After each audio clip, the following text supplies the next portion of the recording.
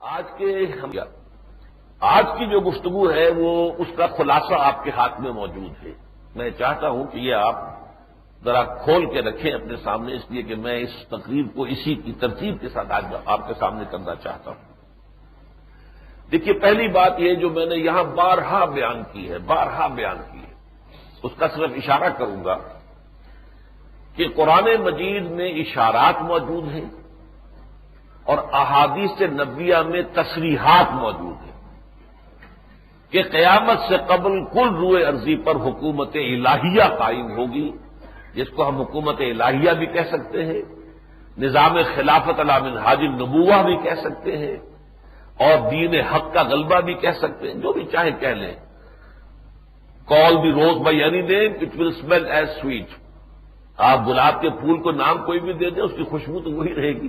تو اس حوالے سے آپ کچھ بھی کہہ دیں۔ یہ حکومت الہیہ کی اصطلاح جو ہے، یہ کرسچین جو ایک ان کی دعا ہے عیسائیوں کی، جو ہماری سورہ فاتحہ کے جو سمجھیے کہ ان کے ہاں متبادل ہے، اس میں یہ الفاظ آئے، دائی kingdom come, thy will be done on earth as it is in heavens. اے رب، تیری حکومت آ جائے اور تیری مرضی جیسے آسمانوں میں پوری ہو رہی ہے زمین پر بھی پوری ہو، زمین پر بھی تیرا قانون چلے، تیرا نظام ہو۔ تو اس کو حکومت الہیہ کہہ لیجیے، نظام خلافت اسی کا نام ہے، اللہ کی حاکمیت اور مسلمانوں کی خلافت، اسی کو دین حق کہیں گے، اسی کو نظام اسلام کہیں گے، تو پوری دنیا میں غلبہ ہو کر رہے گا۔ اس کے اشارات قرآن میں اور صریح جو ہے اس کی خبریں دی ہیں محمد الرسول اللہ صلی اللہ علیہ وسلم نے۔ میں آج اس پر وقت نہیں صرف کر سکتا، مجھے آج کافی لمبی بات آپ سے کرنی ہے۔ اس سے متصلاً قبل ایک دور ہے، یعنی یہ تو نوید جاں فضا ہے کہ پوری دنیا میں اسلام کا غلبہ ہوگا اور کل روئے ارضی پر جو ہے حکومت الہیہ نظام خلافت قائم ہو جائے گا، لیکن اس سے پہلے متصلاً قبل ہولناک قسم کی جنگوں کا ایک عظیم سلسلہ ہوگا، جن میں سے ایک جنگ کو حضور صلی اللہ علیہ وسلم نے احادیث میں عظیم ترین جنگ کہا ہے، تاریخ انسانی کی عظیم ترین جنگ۔ ویسے احادیث کے تتبع سے میں نے جو اندازہ لگایا ہے کہ انگریزی میں دو لفظ آتے ہیں، وار اور بیٹل۔ جیسے کہ سیکنڈ ورلڈ وار کتنے سالوں تک چلی، لیکن اس میں بڑی بڑی بیٹلز جو ہوئی ہیں وہ اپنی جگہ پر علیحدہ ان کے نام ہیں۔ اسی طریقے سے خود حضور صلی اللہ علیہ وسلم کی حیات طیبہ میں 6 سال تک ایک جنگ جاری رہی، وار، قریش کے مابین، آپ کے مابین، غزوہ بدر سے شروع ہو کر فتح مکہ تک، صرف تھوڑا سا 1 سال کا وقفہ ہوا درمیان میں صلح حدیبیہ کے باعث، ورنہ یہ ایک مسلسل جنگ تھی۔ البتہ اس میں لڑائیاں ہوئی، بیٹلز ہوئی ہیں، جو بیٹل آف بدر ہے، بیٹل آف احد ہے، تو ہم چونکہ اردو میں ایک ہی لفظ سے واقف ہیں، جنگ، تو غزوہ احزاب یا غزوہ جنگ احزاب یا جنگ بدر یا جنگ احد جو ہے، لیکن یہ کہ وار جو تھی وہ مسلسل پھیلی۔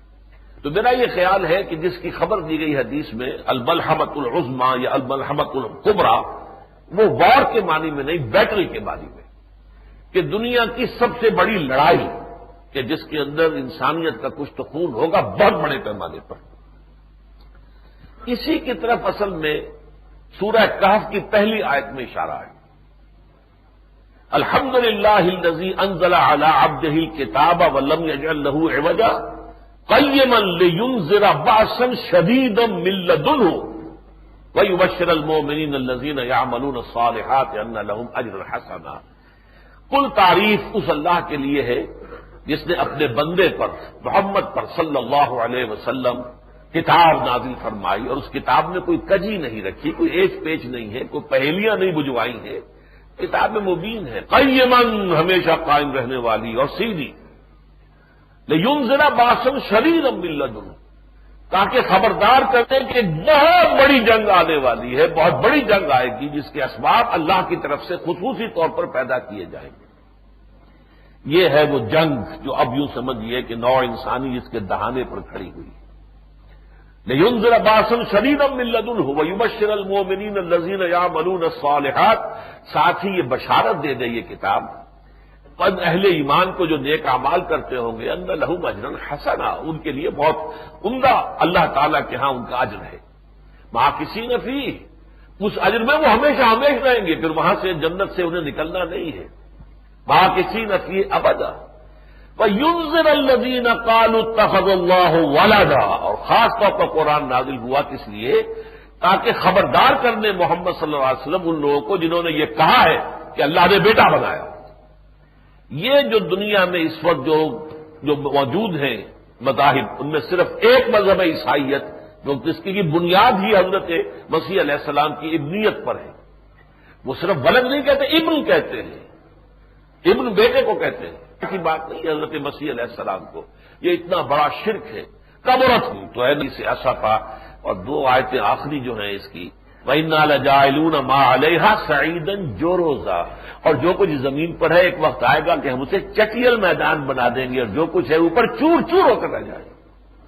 اس کا ہلکا سا نقشہ، جیسا کہ میں نے جب پہلا جمعہ آیا تھا اس حادثے کے بعد 11 ستمبر کے بعد، تو میں نے عرض کیا تھا کہ قیامت صغریٰ دنیا نے دیکھ لی، قیامت کبریٰ جب آئے گی تو ہمالیہ پہاڑ بھی ایسے ہی ہو جائے گا جیسا کہ اس وقت یہ ٹوین ٹاورز ہو گئے، وہ بھی پہاڑ سے کم نہیں، عمارتوں کے اندر پہاڑ، ہمالیہ پہاڑ کی، پہاڑوں میں ہمالیہ پہاڑ سب سے اونچا تو عمارتوں میں ٹوین ٹاورز سب سے اونچے تھے۔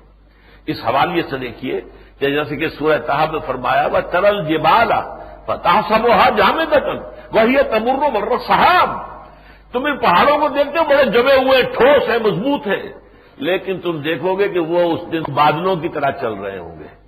اب بادلوں کا چلنا ان لوگوں کو تو معلوم ہے جو ہوائی جہاز میں جاتے ہیں، کہ یہاں سے تو ہمیں نظر آتا ہے شاید سالڈ چیز ہے بادل، لیکن جب ہوائی جہاز چیرتا ہوا بادلوں کو نکلتا معلوم ہوتا کچھ بھی نہیں ہے، روئی کے دھنکی ہوئی روئی کی طرح کی کوئی شے ہے جس میں سے ہوائی جہاز نکلا چلا جا رہا ہے۔ اور یہ نقشہ میں نے اپنی آنکھوں سے دیکھا۔ وہ ٹاور جو پہلے ہٹ ہوا تھا، اس پر پہلی ہٹنگ کے نتیجے میں تو جو اوپر کی منزلیں تھیں اس میں سے سیاہ دھواں نکل رہا تھا، لیکن کچھ دیر کے بعد جب دوسرے ٹاور کے گرنے کے بعد جب اس کے گرنے کی باری آئی ہے تو پھر دیکھنے والے آنکھوں نے دیکھا کہ بالکل بادل، سفید بادلوں کا سا دھواں یا غبار یہ اٹھا ہے اس کے اوپر سے۔ تو وَتَرَى الْجِبَالَ تَحْسَبُهَا جَامِدَةً وَهِيَ تَمُرُّ مَرَّ السَّحَابِ، جیسے بادل ہوتے ہیں، سفید بادل نظر۔ بہرحال یہ بھی نقشہ چھوٹا سا ہے جو اللہ تعالیٰ نے دکھا دیا ہے قیامت کا، کہ اس طور سے اس زمین میں ہر شے جو ہے وہ برابر کر دی جائے گی، نہ کوئی اونچائی رہے گی، نہ نیچائی رہے گی، نہ کوئی موڑ رہے گا، نہ ٹیڑھ رہے گی، لا عوج فیہا ولا امتا، نہ کوئی ٹیلا رہے گا نہ کوئی اونچائی۔ بہرحال یہ جو جنگوں کا سلسلہ شروع ہونے والا ہے، احادیث نبویہ میں اس کے بارے میں بڑی تفاصیل ہے۔ میں آج اصل میں آپ حضرات کے لیے چند احادیث لے کر آیا ہوں۔ آج کا میرا یہ خطبہ جو ہے ان احادیث کے درس پر، کیونکہ آپ نے معلومات دیکھا ہے کہ شروع میں نے کہاں سے کیا ہے، یہ نکال لیجیے اپنا اشتہار۔ قرائن سے معلوم ہوتا ہے کہ احادیث رسول صلی اللہ علیہ وسلم میں قیامت کے قریب جن ہولناک جنگوں، ملاحم کی پیشن گوئی کی گئی تھی۔ ملاحم کیوں کہتے ہیں انہیں؟ لحم کہتے ہیں گوشت کو، اور ملحم اب بھی اگر آپ جاتے ہیں وہاں سعودی عرب حج کے لیے، عمرے کے لیے، تو ملحم یہ کیا ہے؟ جو قصائیوں کی دکانیں ہیں جہاں گوشت کے ٹکڑے کیے جاتے ہیں، ٹکڑے کر کر کے ان کو فروخت کیا جاتا ہے، تو وہ ملحم ہے۔ تو ملاحم کیونکہ جنگوں کے اندر تو گوشت کے ٹکڑے اٹھتے ہی تھے، تو یہ ملاحم جو آنے والی ہے، پیشن گوئی کی گئی تھی، ان کا سلسلہ شروع ہونے والا ہے۔ واضح رہے کہ ان جنگوں میں سے ایک کو وہاں حضور صلی اللہ علیہ وسلم نے الملحمۃ العظمیٰ، یعنی تاریخ انسانی کی عظیم ترین جنگ سے تعبیر کیا تھا، جس میں لا تعداد انسان ہلاک ہوں گے۔ اس ضمن میں کچھ احادیث ہیں جو میں آپ کو سنانا چاہتا ہوں۔ اگرچہ بعض حضرات کا خیال یہ ہے، میں ایک حدیث کے ضمن میں عرض کروں گا کہ یہ جو جنگوں کا سلسلہ ہے یہ آج سے 10 سال قبل شروع ہو چکا ہے۔ خلیج کی جنگ اس کا نقطۂ آغاز تھی، یہ ایک ریہرسل تھا۔ صدام کو دھوکہ دے کر دام بچھا دیا گیا اور صدام اس میں آ گیا۔ وہ سفیرہ جو تھی عورت، جیسے آج ہمارے عورت بیٹھی ہوئی ہے، اسی طریقے سے سفیرہ جو تھی اس وقت عراق کے اندر، وہ اس کا نام کیا تھا، گلاس پائی شاید، وہ عورت جو تھی اس نے کہا صدام سے کہ ٹھیک ہے یہ تمہارا اور کویت کا آپس کا سرحد کا جھگڑا ہے۔ کویت کا اس کا کہنا یہ تھا عراق کا کہ کویت جو ہے وہ ہمارے آپ تیل کھینچ رہا ہے سلان ڈرلنگ کے ذریعے سے، اپنی سرحد سے اس نے اندر سے اس نے کنواں کھودنا شروع کیا، ٹیڑھا کر کے لے گیا ہمارے ہاں، اور اس سے وہ تیل ہمارا کھینچ رہا ہے۔ یہ جھگڑا تھا، لہٰذا آپ آگے بڑھے، معاملہ طے کر لیں، آپ کا سرحدی جھگڑا ہے، ہمارا کوئی سروکار نہیں، امریکہ بیچ میں نہیں آئے گا۔ اس دھوکے میں صدام آ گیا۔ پھر جو کچھ اس کے ساتھ ہوا وہ آپ کو معلوم ہے. کتنی بڑی کولیشن، آج بھی اتنے دن جو لگ گئے 11 ستمبر سے آج تک کولیشن بنانے کی فکر ہے. امریکہ اکیلا کو قدم اٹھانے کے لیے تیار نہیں ہے، چاہے وہ سپریم پاور آن ارتھ ہے اور اس کے پاس دنیا کی عظیم ترین قوت موجود ہے، پھر بھی ڈرتا ہے، ڈرپوک ہے. جب تک سہارا نہ ملے، کوئی اخلاقی سہارے مل جائیں، کوئی مادی سہارے مل جائیں، کوئی کولیشن بن جائے. ویسی اس کے باپ نے کولیشن بنائی تھی. وہ کولیشن جو تھی وہ بہت بڑی کولیشن تھی، اس میں مسلمان بھی سارے کے سارے شریک تھے. سعودی عرب بھی تھا، مصر بھی تھا، سب تھے، تمام عرب ممالک تھے. وہ اس وجہ سے کہ واقعتاً آن دی فیس آف اٹ جسے کہا جائے گا ایگریشن ہوا تھا. ایک ملک عراق، اس نے دوسرے ملک کویت پر حملہ کیا، وہاں تباہی مچائی اور وہاں لوٹ مار کی، وہاں جو بھی قتل و غارت کیا. تو ایک نیٹل ایگریشن جو تھا اس کے مقابلے میں ظاہر بات ہے کہ پوری دنیا کے پاس جو ہے ایک معقول جواز تھا، بہت بڑا جو ہے. لیکن پھر جس طرح تہس نہس کیا ہے، لیکن جب شکست مان لی، فوجیں اس کے واپس جا رہی تھی، ان پر جو بمباری کی ہے وہ تاریخ انسانی کی اب تک کی سب سے بڑی بمباری شمار ہوتی ہے. قبرستان بنا دیا اس پورے کی پوری سڑک کو جو کویت سے جا رہی تھی بغداد کی طرف، ان میں ٹرک چل جا رہے ہیں بار بار، اور سب کو جو ہے ختم کر دیا وہیں پر، اس لیے بمباری کی. بہرحال یہ تو اس کے نزدیک. اور آپ کو شاید یاد ہو صدام حسین نے کہا تھا یہ کوئی ایک جنگ نہیں ہے، یہ ام المحارب ہے، یہ جنگوں کی ماں ہے. تو یہ خیال یہ ہے کہ وہ سلسلہ جو ہے جس کا کہ احادیث میں ذکر ہے در حقیقت 10 سال قبل شروع ہوا تھا، اور اب اس میں الملحمۃ العظمی کی تیاری ہے. الملحمۃ الکبریٰ یا الملحمۃ العظمی. اب دیکھیے ایک حدیث وعن عوف بن مالک رضی اللہ تعالی عنہ قال اتيت النبي صلی اللہ علیہ وسلم فی غزوۃ تبوک وهو فی قبۃ من عدم. حضرت عوف بن مالک کہتے ہیں کہ میں نبی اکرم صلی اللہ علیہ وسلم کی خدمت میں حاضر ہوا اور آپ اس وقت ایک چمڑے کے خیمے کے اندر، خیمہ تھا جو چمڑے کا بنا ہوا تھا، اس میں آپ تشریف فرما تھے. فقال، تو حضور نے فرمایا اعدد ستا بین یدی الساعہ، قیامت سے پہلے 6 نشانیاں گن لو کہ وہ ہوں گی.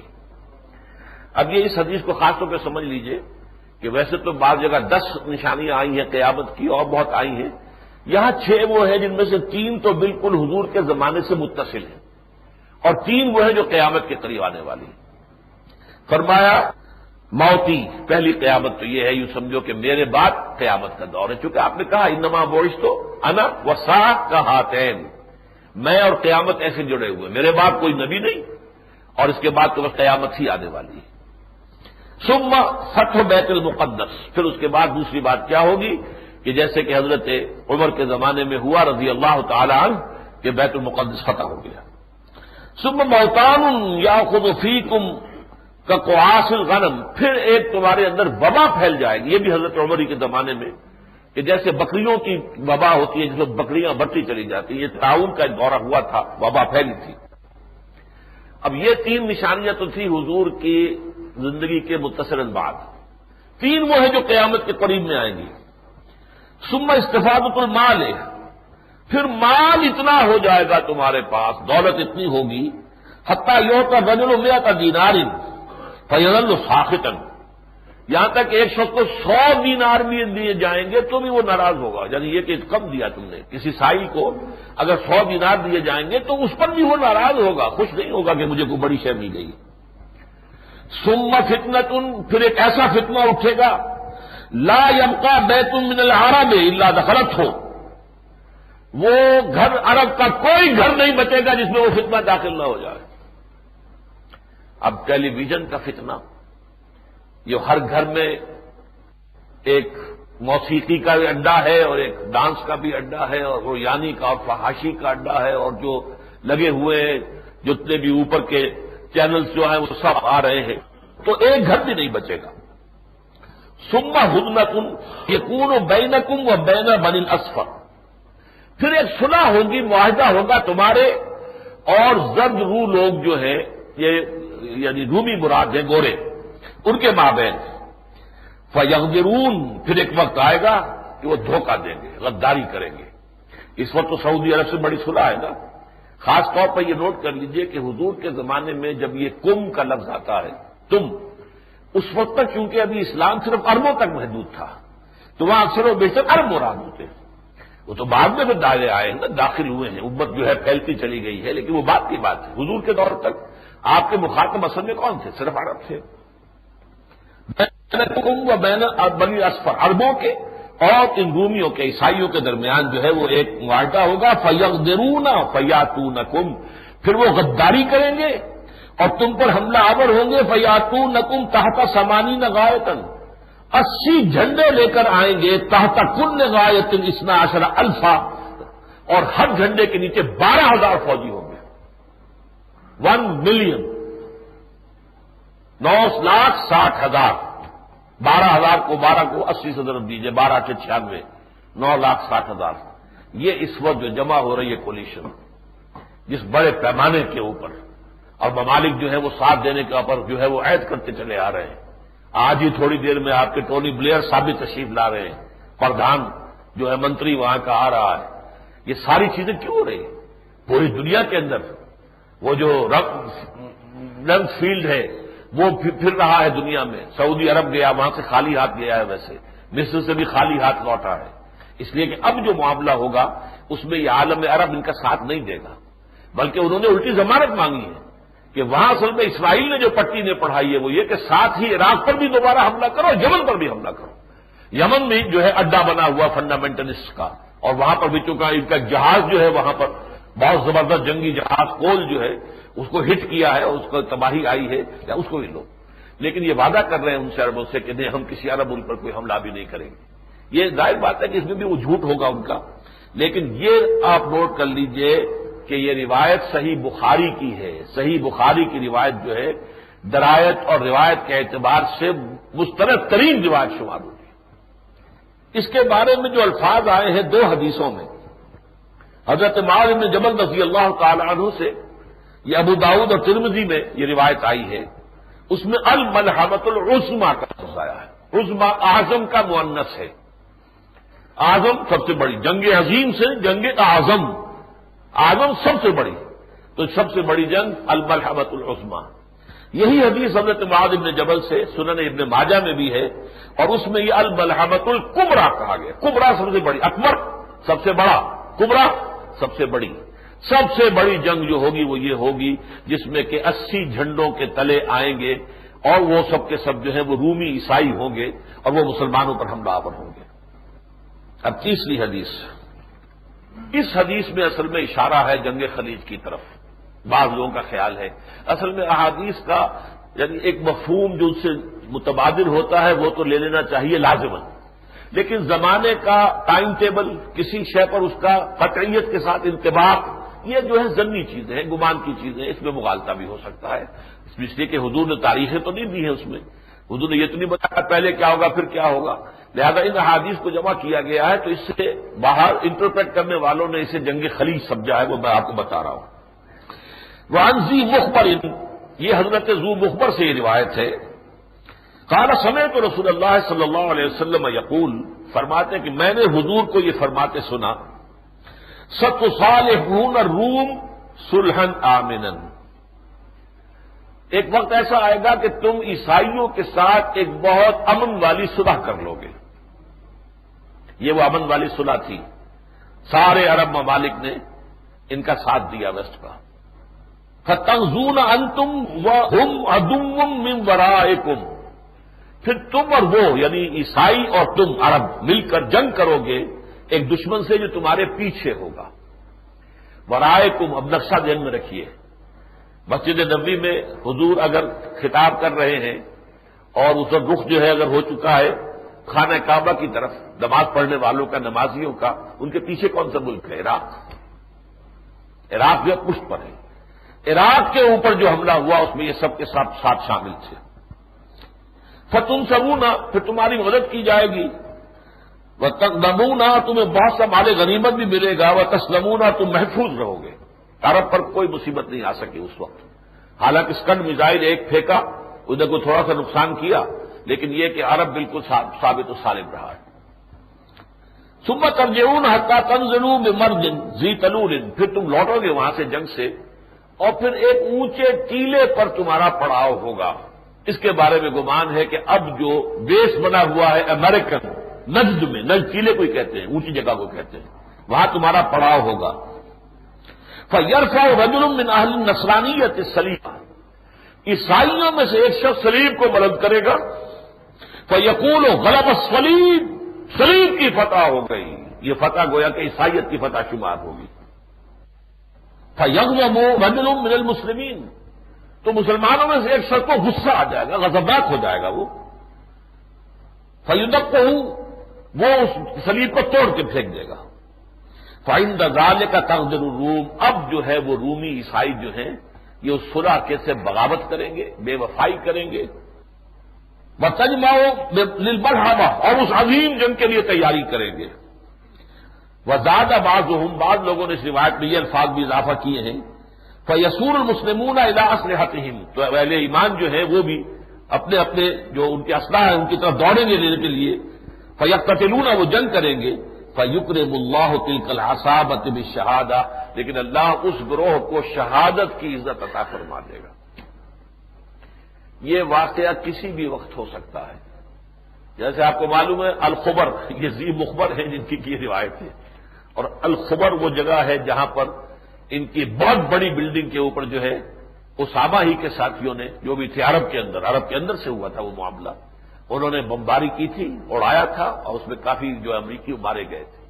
لیکن ایسا ہی کوئی حادثہ کسی اور وقت بھی ہو سکتا ہے کہ جس کے اندر اگر کوئی فتح جو ہے صلیبیوں کو حاصل ہو گئی اور کسی نے کھڑے ہو کر نعرہ لگایا، اس لیے کہ وہاں ہے یہودی بھی ہے وہاں پر موجود ہے، نعرہ لگائیں گے کہ فتح ہماری ہو گئی صلیب کے برکت سے، اور کسی مسلمان کو ظاہر بات ہے کہ خون اسرائیل آ جاتا ہے آخر جوش میں، توڑ دیتا ہے کوئی موسیٰ طلسم سامری، تو وہ اس کو اگر توڑ دے گا تو پھر جنگ شروع ہے۔ تو گویا کہ اس حدیث میں اس جنگ کا تذکرہ ہے بعض حضرات کے نزدیک جو 10 سال قبل لڑی جا چکی ہے، اور اس کے بعد سے اب تک ان کی صلح چلی آ رہی ہے، لیکن کسی واقعے پر یہ صلح ٹوٹے گی۔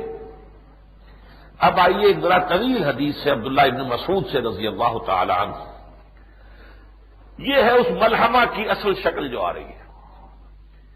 یہ مسلم شریف کی روایت ہے، عبداللہ ابن مسعود رضی اللہ تعالی عنہ جو اکابر صحابہ میں سے، فقہاء صحابہ میں سے، عن عبداللہ ابن مسعود رضی اللہ تعالی عنہ قال ان الساعة لا تقوم حتى لا يقسم میراث ولا يفرح بغنیمۃ، انہوں نے فرمایا کہ قیامت قائم نہیں ہو سکے گی جب تک کہ ایک ایسا زمانہ نہ آ جائے جبکہ نہ تو میراث تقسیم کی جائے اور نہ ہی کسی غنیمت سے خوش ہوا جائے۔ اب یہ ایک استعارہ ہے، کس بات کے لیے؟ یہ آخر میں آئے گا۔ ثم قال عدو یجمعون لاہل الشام، پھر کہا انہوں نے کہ دشمن جمع ہو جائے گا شام میں، شام کے لیے، شام پر حملہ آور ہونے کے لیے۔ عرب ممالک میں سے آپ کو معلوم ہے صرف شام رہ گیا ہے جس نے کہ اسرائیل سے ابھی دوستی نہیں کی، باقی سب نے ریکگنائز کر لیے، وہ تو خلیج کی جنگ کے بعد لائن حاضر ہو گئے تھے سب، شام ابھی تک کھڑا ہوا ہے، اور اگرچہ اس وقت حکومت وہاں پر ایک بے دین گروہ کی ہے، لیکن گراس روٹس پر وہاں اسلام بہت گہرا ہے، علماء کے اثرات ہیں نیچے کے، اور وہاں کوئی تبدیلی کسی وقت آ سکتی ہے۔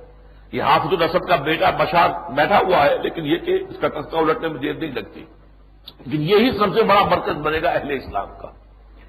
اور یہ جو بائبل کے اندر جو ہے last book of Bible, New Testament, Revelations of Saint John, جو حضرت مسیح کے ایک تو ہے ہم عصر نبی جان یحییٰ علیہ الصلوۃ والسلام، یہ وہ نہیں ہے، ایک حضرت مسیح کے حواریین میں سے جان ہے، ان کی گاسپل بھی ہے، گاسپل اکارڈنگ ٹو جان، اسی طریقے سے ان کے مکاشفات ہیں، انہیں اللہ نے کچھ چیزیں دکھائی ہیں، آخر میں جو واقعات ہونے والے ہیں جیسے حضور نے خبریں دی ہیں ایسے ہی ان کو دی، جیسے ہمارے ہاں شاہ نعمت ولی کی ہیں، آسٹرونیمس کی ہیں، تو اس طرح کی پیشن گوئیاں جو ہیں وہ حضرت مسیح کے ایک ساتھی حضرت، ان کا نام بھی یحییٰ ہے لیکن وہ نبی یحییٰ نہیں، یہ دوسرے ہیں، ان کی ہے، اور یہ آخری چیپٹر ہے بائبل کے اندر، اس میں اسے کہا گیا آرمگیڈون، بہت بڑی جنگ ہوگی، اور آرمگیڈون جو ہے یہ ہر مجد بنا ہوا ہے اصل میں عبرانی سے، ہر کہتے ہیں پہاڑی کو، اونچی جگہ کو، اور مگیڈا یہ در حقیقت ایک وادی کا نام ہے، تو مگیڈا وادی، میگیڈو جو ہے عبدی لفظ آتا ہے، یہ اسرائیل اور لبنان کے درمیان ایک بہت بڑا وسیع میدان ہے، جس کی داہنی طرف پھر گولان ہائٹس ہیں، جو کہ شام سے انہوں نے ہتھ آئے تھے 1967 کی جنگ میں، اور اب پہلے جو ہے معاہدہ ہوتے ہوتے رہ گیا ہے، جبکہ کلنٹن صاحب ان کے درمیان بھی صلح کرا رہے تھے، تو چونکہ شام نے کہا ہمیں پورا کا پورا علاقہ جو ہے واپس ملنا چاہیے، جو بھی 1967 کی جنگ میں اسرائیل نے ہم سے جیتا تھا یا لے لیا تھا وہ پورا ملے گا تو ہم صلح کریں گے۔ وہ پورا دینے کو تیار نہیں تھے یہودی، یہ اسرائیلی، انہوں نے کہا لے لو لیکن یہ اتنا حصہ آپ ہرگز نہیں دیں گے، وہ ہے بہت اسٹریٹجک، وہ نہیں دیا تو اس لیے وہ صلح ان کی نہیں ہو سکی۔ یہی علاقہ ہے جہاں سے کہ حزب اللہ جو گوریلا ایک فورس ہے لبنان کے اندر شیعوں کی ہے اور ایران ان کے پشت پر ہے، مدد دیتا ہے، انہوں نے جو ہے مسلسل، چونکہ یہاں جا کر اسرائیل نے اپنی فوجوں کے اڈے بنا لیے تھے، لیکن مسلسل چونکہ حملے کیے ان کے اوپر، حزب اللہ نے تو وہاں سے پسپائی ابھی حال ہی میں انہوں نے کی ہے، وہ علاقہ چھوڑ کر واپس آ گئے اس اپنی سرحدوں کے اندر۔ اس میدان میں وہ عظیم جنگ ہوگی، ہرمجدون، یہ ہے در حقیقت وہ اس وادی کے اندر سب سے بڑا اکٹھ ہوگا۔ اب میں اصل میں اپنے ساتھ یہ بھی لایا ہوں، وقت کی کمی کا احساس ہو رہا ہے، یہ ٹرمپٹ جو ہے یہ ایک رسالہ ہے، اسی مرتبہ میں امریکہ سے لے کر آیا ہوں۔ امریکہ میں جیسے کہ آپ کو معلوم ہے آئرلینڈ میں کیتھولک اور پروٹیسٹنٹس کے درمیان کیسی خوریزی رہتی ہے، امریکہ میں خوریزی تو نہیں ہے، لیکن ان دونوں کی رائے بالکل مختلف ہے ایک دوسرے سے۔ کیتھولکس جو ہے وہ پوپ کو شیطان کہتے ہیں، اس نے کہا کہ ایک شیطان نے پہلے صلیبی جنگ کی تھی، پوپ اربن ثانی نے، یہ پوری تفصیل اس کے اندر ہے۔ اربن ثانی جو تھا اس نے 1095 میں نعرہ لگایا صلیبی جنگ کا کہ ہمارے مقدس مقامات مسلمانوں کے قبضے میں ہیں، یہ سارا حضرت مسیح کہاں پیدا ہوئے، بیت لحم میں پیدا ہوئے، ساری انہوں نے تبلیغ کہاں کی، یروشلم میں کی، گلیلی میں کی، یہ سارا علاقہ تو ہے یہ عربوں کے قبضے میں، ہمارے پاس ہونا چاہیے۔ لہذا وہ جو جنگیں چلی ہیں صلیبی جنگیں جس میں لاکھوں مسلمان مرے گئے، یقیناً حملہ آور بھی مرے ہیں لیکن بہت بڑی تعداد جو تھی وہ مسلمانوں کی تھی، تو اس شیطان نے ان کے کہنے کے مطابق اس شیطان عظیم نے اربن نے وہ شروع کی تھی، اب یہ شیطان ہے جو اس وقت ہے اور یہ چکر لگا رہا ہے اور پورے یورپ کو متحد کر رہا ہے، اور یہ اثر ایک رومن امپائر اور کیتھولک امپائر بنانے کی کوشش کر رہا ہے، اور اس نے یہ ساری جو تیار کی ہے، یہ جو نیٹو کی فورس ہے یورپین، اس کے پیش نظر مقصد کیا ہے کہ یہ جا کر اسرائیل کو بھی ختم کرے، عربوں کو بھی ختم کرے، اور عیسائی کیتھولکس کی حکومت قائم ہو جائے یہ پیلسٹائن کے اندر، یہ ان کا ہے۔ پروٹیسٹنٹ جو ہے امریکہ کے وہ اسرائیل کے ساتھ ہیں، وہ یہودیوں کا ساتھ دے رہے ہیں، ان کا کہنا یہ ہے کہ یہ یہودی جو ہے ان کا ٹیمپل جلد از جلد بننا چاہیے، اس میں تخت داؤد قائم ہو جانا چاہیے، جب تخت داؤد قائم ہوگا تو مسیح نازل ہوں گے، اور ظاہر بات ہے کہ انہیں سب سے بڑی چیز جس کی تمنا ہے وہ حضرت مسیح علیہ السلام کا نزول ہے، وہ بھی وہی عقیدہ ان کا جو ہمارا ہے۔ ہمارا عقیدہ بھی ہے کہ حضرت مسیح زندہ آسمان پر اٹھائے گئے، دوبارہ آئیں گے قریب قیامت، ان کا عقیدہ بھی یہ ہے کہ وہ زندہ آسمان پر اٹھا لیے گئے دوبارہ آئیں گے، لیکن ہمارے ان کے درمیان فرق کیا ہے؟ وہ کہتے ہیں کہ حضرت مسیح صلیب پر چڑھے، وہاں ان کا انتقال ہو گیا، لیکن پھر اس کے بعد ریزریکشن ہو گئی، ان کو دوبارہ زندہ کر کے اللہ نے پھر انہیں اٹھا لیا۔ ہمارے نزدیک وہ صلیب پر چڑھے ہی نہیں، ان کی جگہ کوئی اور چڑھا ہے جس کی شکل بنا دی گئی ان کے طور ان کی جیسی، ولیکن شبہ لہم، مشابہت پیدا کر دی گئی ان کے لیے حضرت مسیح کے چہرے کے ساتھ، لہذا وہ صلیب پر چڑھا، حضرت مسیح کو تو اس سے پہلے ہی اللہ نے زندہ آسمان پر اٹھا لیا۔ یہ ہے ہمارے اور ان کے عقیدے کے مابین فرق۔ لیکن سیکنڈ کمنگ آف کرائسٹ جو ہے، دوسری مرتبہ حضرت مسیح کا آنا جو یہ متفق علیہ ہے مسلمانوں اور عیسائیوں کے مابین، وہ یہ کہتے ہیں کہ یہ اسی وقت آئیں گے جب کہ یہ تھرڈ ٹیمپل بن جائے، اس میں تخت داؤد قائم ہو جائے، اس تھرون آف ڈیوڈ پر آ کر اتریں گے حضرت مسیح علیہ السلام اور وہاں سے پوری دنیا پر حکومت کریں گے۔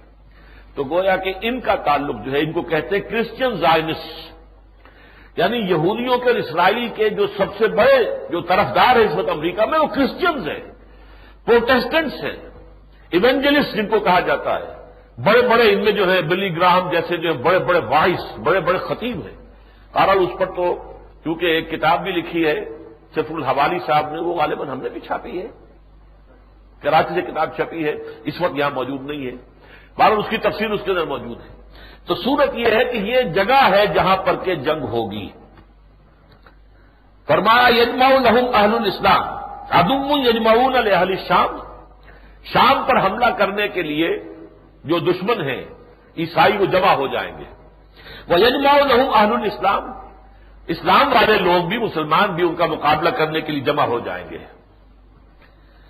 فَتَشَرَّطَ الْمُسْلِمُونَ شُرْطَةً، اب اس میں 3 دن کے بارے میں آتا ہے کہ جنگ بڑی خوفناک ہوگی. پہلے دن مسلمانوں میں ایک جماعت ہوگی ڈیتھ اسکواڈ، جو یہ طے کر لے گی کہ ہم واپس زندہ نہیں آئیں گے، یا فتح یا موت. تمام دن جنگ ہوگی. شام کو جنگ جو ہے فتح اور شکست میں تبدیل نہیں ہو سکے گی، بلکہ ایک طرح کا رات آ گئی تو جنگ بند ہو جائے گی، اور وہ جو ڈیتھ اسکواڈ تھا وہ ختم ہو جائے گا، مسلمان سب کے سب شہید ہو جائے گا. دوسرے دن پھر ایسا ہی ہوگا. پھر کچھ لوگ جو ہے طے کریں گے، عہد کریں گے اور شرط لگا دیں گے یہ کہ یا مریں گے یا فتح، لیکن فتح حاصل نہیں ہوگی، وہ سب کے سب جو ہے فوت ہو جائیں گے، لیکن شکست بھی نہیں ہوگی. تیسری مرتبہ بھی یہی ہوگا. لیکن فرق فرمایا چوتھی مرتبہ فَإِذَا كَانَ يَوْمُ الرَّابِعِ، جب چوتھا دن آئے گا لَهَدَا إِلَيْهِمْ بَقِيَّةُ أَهْلِ الْإِسْلَامِ، پھر تمام جو مسلمان لشکر تھا وہ پورا کا پورا ان پر ایک ہی مرتبہ ٹوٹ پڑے گا. فَيَجْعَلُ اللَّهُ الدَّبَرَةَ عَلَيْهِمْ، اللہ تعالیٰ دشمن کی پیٹھیں ان کی طرف کر دے گا، یعنی دشمن بھاگے گا، بے انتہا جو ہے شکست کھا کر بھاگے گا. فَيَقْتَتِلُونَ مَقْتَلَةً، پھر وہ جنگ ہوگی، ایسی جنگ ہوگی لم یرا مثلھا، جیسی کہ کبھی دنیا میں دیکھی نہیں گئی، اتنی بڑی جنگ ہوگی. حتی ان الطائر لیمر بجنباتہم، یہاں تک کہ ایک پرندہ جو ہے چاہے گا کنی کترا کر لاشوں پر سے میں گزر جاؤں، کوئی ننگی زمین مل جائے جہاں لاش نہ پڑی ہو. فلا یخلفہم، وہ لاشوں کے اس جو بڑا ہوا ہوگا اس میں سے نہیں گزر سکے گا. فلا یخلفہم حتی یخر میتا، کہ یہاں تک کہ پھر وہ بالکل تھک کر گر کے پوری لاشوں کے اوپر گرے گا. کتنی لاشیں ہوں گی کہ پرندہ چاہے گا. آپ کو پرندے بھی بڑا اللہ تعالیٰ نے حصے لطیف دی ہوئی ہے. کچھ گندے ایسے بھی ہیں گدھ، وہ تو آتے ہی ہیں مردار کے اوپر، جیسے مکھی جو ہے وہ گندگی پر آتی ہے، ایسے مردار جو کے اوپر آئے گا گدھ. لیکن عام پرندہ جو ہے وہ تو گن کھاتا ہے اس سے، اور وہ جو ہے بچنے کی کوشش کریں گے لیکن جگہ نہیں ہوگی. تھکتے اڑتے اڑتے اڑتے اڑتے اڑتے اڑتے تھک کر گر پڑیں گے، مر کر گر پڑیں گے، اور یہ کہ انہیں جگہ نہیں ملے گی جہاں کہ وہ نیچے اتر سکے اور وہاں کوئی لاش نہ ہو. فرمایا فَيُتَعَادُ بَنُو الْأَبْ، اب مسلمان جو ہیں ذرا گنتی کریں گے کہ ہم میں کتنے مر گئے کتنے بچے. تو ایک باپ کے بیٹوں کی جب گنتی ہوگی کانو میتن، تو معلوم ہوگا وہ 100 تھے. ہو سکتا ہے دادا کے پوتے شمار ہوتے ہو، یا عربوں میں تو ایک باپ کے بھی 100 بیٹے کو عجیب بات نہیں ہے. یہ جو بن لادن صاحب ہیں ان کے بھائی بھی 40-50 ہیں، 60 ہیں شاید، کچھ پتہ نہیں ہے. اور کنگ عبدالعزیز کے بیٹے جو ہیں وہ جن کی حکومت انہی میں چلی آ رہی ہے وہ بھی 40-50 تھے، کوئی پتہ نہیں یہاں پہ کیا مراد ہے. فَيُتَعَادُ بَنُو الْأَبْ كَانُوا مِئَةً فَلَا يَجِدُونَهُ بَقِيَ مِنْهَا إِلَّا الرَّجُلُ، وہ دیکھیں گے ان 100 میں سے 99 شہید ہو گئے، صرف ایک بچا. فَبِأَيِّ غَنِيمَةٍ يُفْرَحُ، اب آ گئی وہ بات جو شروع میں تھی. اب کیا مال غنیمت سے خوشی حاصل ہوگی؟ جس باپ کے 99 کھیت رہے ایک رہ گیا، وہ مال غنیمت کی کیا خوشی اسے ہوگی؟ اور أَيِّ مِيرَاثٍ يُقْسَمُ، یا کون سی میراث کی اب تقسیم ہوگی؟ تو مسئلہ ختم ہو گیا. اتنی بڑی جنگ ہے جس کا کہ نقشہ کھینچا گیا. رواہ مسلمون، مسلم شریف کی روایت ہے. میں اس لیے کہہ رہا ہوں کہ عام طور پر لوگ جو ہے ذرا حدیثوں سے کچھ زیادہ دلچسپی نہیں رکھتے، تو میں متن لے کر آیا ہوں ساتھ آج کچھ کہنے کے لیے. ظاہر بات ہے کہ یہ جنگ جو ہونی گی الملحمۃ العظمیٰ صاف نظر آ رہا ہے. اس کے بعد ایک سیکنڈ فیز آئے گا، وہ میرا آج کا موضوع نہیں ہے. ملحمۃ العظمیٰ میں سمجھتا ہوں کہ اب تلی کھڑی ہوئی ہے، زیادہ دور نہیں ہے. اس کی وجہ کیا ہے وہ بھی میں ابھی آپ کو بتاتا ہوں. لیکن یہ کہ اس جنگ کا دوسرا دور پھر وہ ہوگا جب عیسائیوں کو مسلمانوں کے ہاتھوں شکست ہو جائے گی. پھر اسرائیل کھڑا ہوگا. پہلے مرحلے پر اسرائیل کو یہ چپ کر کے بٹھائے رکھیں گے جیسے خلیج کی جنگ میں بٹھائے رکھا. خلیج کی جنگ میں ان سب نے کہہ دیا تھا کہ تم خاموش رہو، تم نے اگر حصہ لیا تو تمام مسلمان جو ہے میدان میں آ جائیں گے، پھر ہماری کولیشن ٹوٹ جائے گی، عرب جو ہے پھر ہمارا ساتھ نہیں دیں گے. لہذا انہیں شامل نہیں کیا. ساری جنگ لڑی ہے، ویسٹرن جتنے بھی تھی قوتیں انہوں نے جنگ لڑی، لیکن کیا لڑی ہے؟ جنگ لڑنے کی نوبت تو آئی نہیں. تہس نہس کر دیا اوپر سے ایریل بمبارڈمنٹ کے ذریعے سے، اور ان کے رادر سارے جام کر دی. ساری ان کے تو ہتھیار ہی نکمے ہو کر رہ گئے تھے عراق کے. بہرحال لیکن اب بھی ایسا ہی ہوگا. اسرائیل سے یہ کہیں گے تم بیٹھے رہو، تم مت بولو، ہم تمہاری جنگ لڑ رہے ہیں. لیکن جب یہ کہ یہودیوں کو شکست ہو جائے گی تو پھر اسرائیل اور ان میں کھڑا ہوگا ایک مسیح الدجال، وہ اعلان کرے گا میں وہ مسیحا ہوں کہ جو اب گریٹر اسرائیل قائم کرے گا اور تھرڈ ٹیمپل کی تعمیر ہوگی۔ اس موقع پر پھر اللہ تعالی حضرت مسیح کو نازل کر دیں گے، المسیح ابن مریم جو کہ اصل مسیح ہے، وہ اسے قتل کریں گے، اور اس کے بعد مسلمانوں کے ہاتھوں یہودیوں کا قتل عام ہوگا، ایک ایک یہودی چن چن کر قتل کر دیا جائے گا۔ اس کی حدیث میں آپ کو پہلے سنا دیتا ہوں، عبداللہ ابن مسعود سے ہے، مسلم شریف کی روایت ہے، حضرت ابو ہریرہ سے ہے رضی اللہ تعالی عنہ، عن ابی ہریرہ قال قال رسول اللہ صلی اللہ علیہ وسلم لا تقوم الساعة حتى يقاتل المسلمون اليهود۔ حضرت ابو ہریرہ روایت کرتے ہیں کہ حضور صلی اللہ علیہ وسلم نے فرمایا قیامت قائم نہیں ہوگی جب تک کہ مسلمان یہودیوں سے جنگ نہیں کریں گے، فیقتلهم المسلمون، اور مسلمان انہیں قتل کریں گے، حتی یختبی الیہودی من وراء الحجر والشجر، یہاں تک کہ اگر کوئی یہودی کسی پتھر کی چٹان کے پیچھے یا کسی درخت کے پیچھے چھپے گا، فیقول الحجر والشجر، تو وہ پتھر چٹان اور وہ درخت جو ہے پکار کر کہے گا یا مسلمو، اے مسلمان، یا عبداللہ، اے اللہ کے بندے، ھذا یہودی خلفی، آؤ یہ میرے پیچھے چھپا ہوا ایک یہودی جو ہے، فتعال، آؤ، فاقتلہ، اسے قتل کر دو، الا الغرقد فانہ من شجر الیہود، سوائے ایک درخت غرقد کا ایسا ہوگا جو یہودیوں کو پناہ دے گا، وہ یہودیوں کا ساتھی ہے۔ اور آج مجھے بتایا گیا ہے کہ سب سے زیادہ پلانٹیشن جو ہے اسرائیل میں وہ غرقد کی گئی ہے۔ اب مجھے نہیں معلوم وہ درخت کیسا ہے، کس نوعیت کا ہے، لیکن سب سے بڑی پلانٹیشن غرقد کی گئی۔ یہ مرحلہ آئے گا حضرت مسیح علیہ السلام کے نزول کے بعد، اور اس کے بعد پھر پوری دنیا کے اندر، چونکہ حضرت مسیح جب آئیں گے عیسائیت کو ختم کر دیں گے۔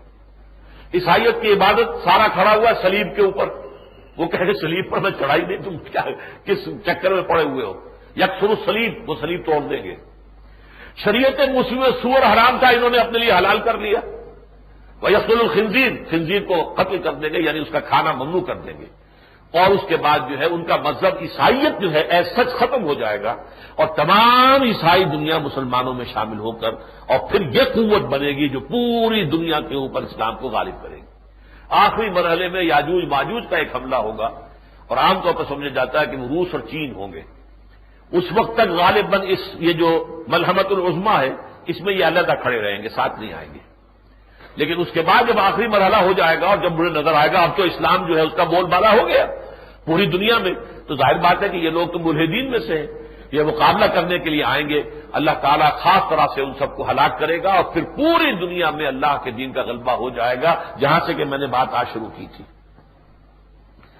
اب دیکھیے یہ جو واقعات میں نے آپ کو احادیث کی روح سے سنائے ہیں، اس اپنے ہینڈ بل کو نکال لیجئے۔ چنانچہ ترجمان حقیقت اور حکیم الامت علامہ اقبال نے بھی ان احادیث ہی کے مطابق پیشن گوئی کی تھی کہ دنیا کو ہے پھر مار کرے روح و بدن پیش، تہذیب نے پھر اپنے درندوں کو ابھارا، اللہ کو پامر دیے مومن پہ بھروسہ، ابلیس کو یورپ کی مشینوں کا سہارا۔ واضح رہے کہ اس وقت صدر امریکہ جارج بش ہو یا وزیر اعظم برطانیہ ٹونی بلیئر اور یا ان کے دوسرے ہواری، یہ سب تہذیب کی دہائی دے رہے ہیں، اور سویلائزیشن اس کو خطرہ ہے۔ یہ جو ورلڈ ٹیررزم ہے اس سے ہماری تہذیب کو خطرہ ہے، ہمارا تمدن، ہماری تہذیب، ہمارا نظام، دے آر تھریٹنڈ، تہذیب، اور اس کے تحفظ کے لیے پورا مغربی دنیا اور اس کے وسائل اور اسلحہ کو یکجا کیا جا رہا ہے۔ یہاں میں آپ کو سورہ طٰہٰ کی ایک آیت کا حوالہ دینا چاہتا ہوں۔ حضرت موسیٰ اور حضرت ہارون علیہ السلام جب دربار میں تشریف لے گئے فرعون کے، وہاں دعوت پیش کی اپنی، اور فرعون نے جو ہے پھر مقابلے کے لیے جادوگروں کے ساتھ مقابلہ طے کروایا، تو جس وقت وہ جمع ہوئے ہیں سب کے سب لوگ ٹھٹ کے ٹھٹ لوگ جمع ہیں، حضرت موسیٰ بھی میدان میں آ گئے، جادوگر بھی آ گئے، جادوگر ہچکچائے، انہیں نظر آ گیا کہ یہ کوئی جادوگر کا چہرہ نہیں ہے، وہ ڈرے۔ لیکن اس وقت پھر ان کو جو فرعون اور اس کے جو درباری تھے انہوں نے سمجھایا، بجھایا، انہیں ترغیب دی، تو اس ترغیب کے الفاظ کیا ہیں؟ قالوا ان ھذان لساحران یریدان ان یخرجاکم من ارضکم بسحرہما. دیکھو بھائی یہ کون ہے؟ یہ دو، یہ موسیٰ اور ہارون. یہ نہیں ہے سوائے اس کے، یہ تو لازماً دو جادوگر ہیں. ان ھذان لساحران، یقیناً یہ دو جادوگر ہیں. یریدان، وہ چاہتے ہیں ان یخرجاکما، کہ وہ دونوں مل کر تمہیں نکال دے تمہاری سرزمین سے. وَيَذْهَبَا بِطَرِيقَتِكُمُ الْمُثْلَىٰ، اور پھر تمہاری جو تہذیب ہے، مثالی تہذیب، اعلیٰ تہذیب، تمہارا تمدن، ترقی یافتہ تمدن، اس کو ختم کر کے رکھ دیں. طریقتکم المثلیٰ، مثلیٰ جو ہے مؤنث ہے، امثل. امثل کہتے ہیں بہت اعلیٰ، بہت عمدہ، مثالی. امثل، مثالی سے امثل، سب سے زیادہ مثالی. مثلیٰ جیسے میں نے آپ کو بتایا، اعظم سے عظما، اکبر سے کبریٰ، امثل سے مثلیٰ. بے طریقتکم المثلیٰ، تمہاری جو مثالی تہذیب ہے اس کو خطرہ لاحق ہو گیا ہے. لہذا فاجمعوا کیدکم ثم اتوا صفا، تو اپنی پوری مہارت کو جمع کرو. جیسے آج جو ہے بش صاحب جمع کرنے میں لگے ہوئے، پوری دنیا کی طاقت کو جمع کریں، ہر طرف سے جو ہے کوئی نہ کوئی مورل سپورٹ ہی مل جائے، تھوڑی سی کوئی اور میٹیریل سپورٹ نہ صحیح کچھ تو ہو، لیکن ہمارا ساتھ تو دیں. یا آپ ہمارے دشمن ہیں یا ہمارا ساتھ دیں. تھرڈ آلٹرنیٹو کوئی نہیں چھوڑا دنیا میں اس وقت. تو فرمایا فاجمعوا کیدکم، اپنے پورے ہیلے جو بھی تمہارے پاس ہے صلاحیت، اس سب کو جمع کرو. ثم اتوا صفا، پھر صف میں کھڑے ہو کر مقابلہ کرو اس موسیٰ کا اور ہارون کا علیہ الصلوۃ والسلام. آج بالکل وہی دہائی ہے کہ جو دی جا رہی ہے پورے عالم مغرب کے اندر. یہ جو میں نے اب اس کے بعد لکھا ہے، ان جنگوں کے نتائج کے بارے میں میں بیان کر چکا ہوں، صرف پڑھ لیجیے اسے. کہ بارے میں نبی اکرم صلی اللہ علیہ وسلم کی دی ہوئی خبر یہ ہے کہ اگرچہ ان میں انجام کار آخری فتح مسلمانوں ہی کو حاصل ہوگی، جس کا ذکر میں کر چکا ہوں، اور پوری دنیا میں اسلام کا بول بالا ہو جائے گا. چنانچہ ایک جانب یہودیوں پر تو وہی عذاب اکبر نازل ہوگا جو قوم نوح، قوم ہود، قوم صالح، قوم لوط، قوم شعیب اور آل فرعون پر نازل ہوا تھا، یعنی ان کا بالکل ہی خاتمہ ہو جائے گا. اس کی وضاحت تھوڑی سی کر دوں. اللہ کی یہ مستقل سنت رہی ہے رسولوں کے بارے میں، نبیوں کے بارے میں نہیں، رسولوں کے بارے میں. جب کسی قوم کی طرف رسول بھیج دیا، رسول نے دعوت دی، دعوت کا حق ادا کر دیا، دودھ کا دودھ، پانی کا پانی جدا کر دیا، پھر بھی قوم اڑی رہی کفر پر، تو وہ قوم نسیم منسیہ کر دی گئی، ہلاک، برباد، پوری پوری قوم. کالم یغنوا فیہا، ایسے ہو گئے جیسے تھے ہی نہیں، وجود ہی نہیں تھا. لا یرا الا مساکنہم، اب ان کے محل نظر آ رہے ہیں، رہنے والے نظر نہیں آ رہے. یہ انجام ہوتا ہے قوموں کا جن کی طرف رسول بھیجے جائیں. حضرت نوح کی قوم کا یہ حشر ہوا، سب غرق. حضرت ہود کی قوم، قوم عاد، برباد. حضرت صالح کی قوم، قوم سمود، برباد. حضرت لوط کو بھیجا گیا دو شہروں کی طرف، سدوم اور عمورہ، برباد، تباہ. قوم شعیب، مدین کا علاقہ، تباہ، برباد. آل فرعون، غرق. یہ ہوا کہ نہیں ہوا؟ اسی سزا کے مستحق یہودی ہو چکے ہیں، اور آج سے 2000 سال قبل ہو چکے ہیں. حضرت مسیح ان کی طرف رسول بن کر آئے ہیں. رسولاً الی بنی اسرائیل، یہ الفاظ ہے واضح طور پر سورہ آل عمران میں. انہوں نے نہ صرف یہ کہ انکار کیا، انہیں کافر قرار دیا، مرتد قرار دیا، ولد الزنا قرار دیا. حرامی بچہ ہے یہ. مریم کی شادی نہیں، رشتہ ہوا تھا صرف یوسف نجار سے، اور انہوں نے پہلے ہی جو ہے وہ تعلق قائم کیا جنسی، اور اس سے یہ پیدا ہوا ہے، تو حرامی ہے. یہ ساری باتیں کس کے لیے کہیں؟ جن کو قرآن کہتا ہے روح منہ، کلمۃ اللہ، اللہ کی ایک عظیم نشانی. لہذا اور پھر اپنے بس پڑتے سولی پر چڑھوا دیا. یہ دوسری بات ہے. اللہ نے کیا کیا؟ اللہ نے زندہ اٹھا لیا. جس نے غداری کی تھی، جوڈاس اسکریوٹ، اس کی شکل بدل دی، حضرت مسیح کی سی، لہذا اس کی سزا ہونی چاہیے تھی، لہذا وہ سولی چڑھ گئے. حضرت مسیح کو پہلے ہی اس باغ سے جہاں آپ روپیش تھے 4 فرشتے اترے ہیں، اور یہ بھی بائبل میں ہے، لیکن وہ بائبل ان کے ہاں مستند شمار نہیں ہوتی. وہ بائبل ہے برنباس کی. برنباس بھی حواریین میں سے ایک ہے. ان کی بائبل کو یہ نہیں مانتے. ملی انہی کی لائبریری سے، پوپ کی لائبریری سے اس کا نسخہ برآمد ہوا ہے، اور اب وہ دنیا میں چھپی گئی ہے. Gospel of the Lord according to Saint Barnabas, اس کے اندر یہ ساری باتیں جو میں بتا رہا ہوں. ورنہ نہ قرآن میں نہ حدیث میں کہ وہ اس باغ میں جہاں آپ روپوش تھے، وہاں سے ایک حواری جو ہے بھاگ کر گیا ہے اور جا کے پولیس والوں کو لے کر آیا ہے کہ میں جاؤ، میں پہنچا دیتا ہوں تمہیں جہاں جو عیسیٰ چھپا ہوا ہے وہاں لے آیا ہے. لیکن یہ کہ حضرت مسیح اس وقت ایک کمرے کے اندر کوئی کوٹری سی تھی باغ میں، جس میں کوئی اوزار وزار رکھے ہوتے ہیں، کھرپی چھرپی، وہاں آپ اللہ کا ذکر کر رہے تھے. باقی حواری 11 جو ہے وہ سو گئے تھے باہر. یہ چپکے سے گیا، اس نے کہا سپاہیوں سے کہ دیکھو میں جس کو کہوں پہلے میں جاتا ہوں اندر، تھوڑی دیر کے بعد تم اندر آنا، جس کو میں کہوں اے استاد بس اس کو تم پکڑ لینا، وہی مسیح ہوگا۔ وہ جب اندر داخل ہوا حضرت مسیح کو اسی وقت 4 فرشتے، چھت پھٹی، 4 فرشتے آئے حضرت مسیح کو لے گئے۔ اس کی شکل بدل دی گئی، اسے کیا پتا میری شکل بدل دی گئی؟ ظاہر بات ہے شکل انسان کی تبدیل ہو جائے تو اسے تو پتہ نہیں چلتا۔ وہ باہر آیا تو اچانک وہ 11 حواری جو سوئے تھے اٹھ گئے، اے استاد، وہ انہوں نے پکڑ لیا اسی شخص کو، کیونکہ شکل اس کی جو تھی حضرت مسیح۔ یہ ساری تفصیل ہے بائبل میں، لیکن بائبل کس کی؟ سینٹ برناباس کی، سینٹ بتی کی نہیں، جان کی نہیں۔ یہ 4 ان کے ہاں جو کینونیکلز کہلاتی ہیں ان میں سے نہیں ہے۔ یہ جو دوسری ہے وہ 100 کے قریب بائبلز اور ہیں، 104 میں سے 4 انہوں نے چنی تھی، وہ بھی ایک عجیب لطیفہ ہے، اس کا میں ذکر نہیں کرنا چاہتا۔ یہ عذاب جو ان پر 2000 برس پہلے ڈیو ہو گیا تھا، لیکن واقعہ یہ ہے کہ اللہ تعالیٰ کا اس قوم پر کوئی خصوصی فضل رہا ہے۔ تبھی تو کہا ہے نا کہ وَإِنِّي فَضَّلْتُكُمْ عَلَى الْعَالَمِينَ، اللہ نے رعایت بخشی، اس کو ختم نہیں کیا ان کو، بلکہ جب حضور کی بعثت ہوئی ہے 600 برس کے بعد تو اللہ نے پھر ایک موقع دیا انہیں۔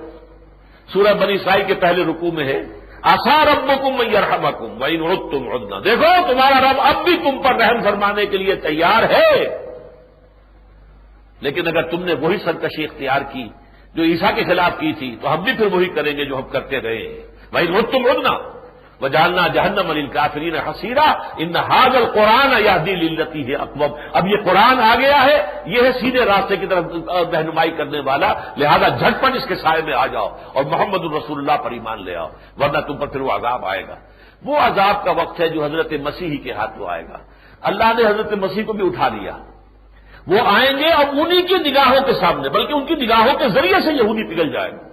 الفاظ یہ آتے ہیں ایک حدیث کے اندر، جہاں تک ان کی نگاہوں کا یا سانس کا اثر جائے گا یہودی پگھلتے چلے جائیں گے۔ وہ دجال جو ہوگا، دجال الاکبر جو مسیح الدجال بن کر آئے گا، اسے حضرت مسیح اپنے ہاتھوں قتل کریں گے۔